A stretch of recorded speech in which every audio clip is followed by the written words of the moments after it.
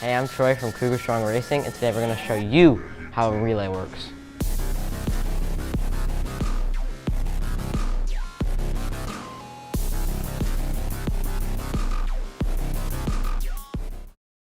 The Green Power 24-volt electric motor can pull up to 50 amps in certain situations.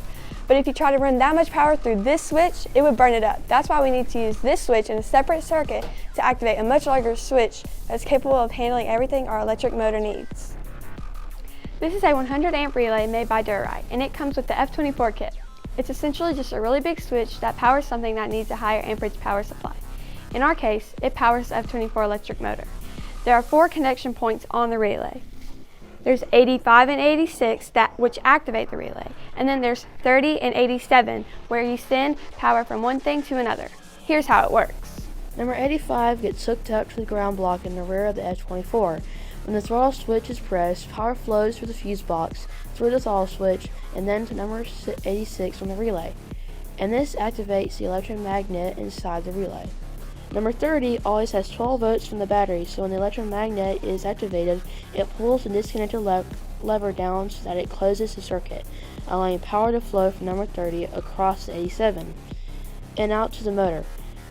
The relay can handle up to 100 amps, but the primary fuse on the car is only 60 amps, so the relay can handle more than the F24 motor will ever pull. If that sounds confusing, let me show you what's happening inside the relay when the throttle switch is pressed. Remember, number 85 needs a ground connection, so I'm connecting it to the negative terminal of the battery. This wire connected to 86, so when I give it power, just like it would when the throttle switch is pressed, it activates the electromagnet. As you can see, the lever comes down and closes the circuit, so power can flow from 30, which is power from the battery,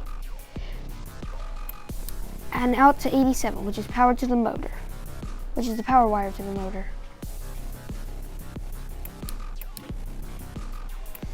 Drivers should try to avoid rapidly pressing the throttle switch on and off because that will cause the lever that connects 30 and 87 inside the relay to heat up and melt, which will ruin the relay and cause the car to lose power. That's exactly what happened to one of our F24s at the last race.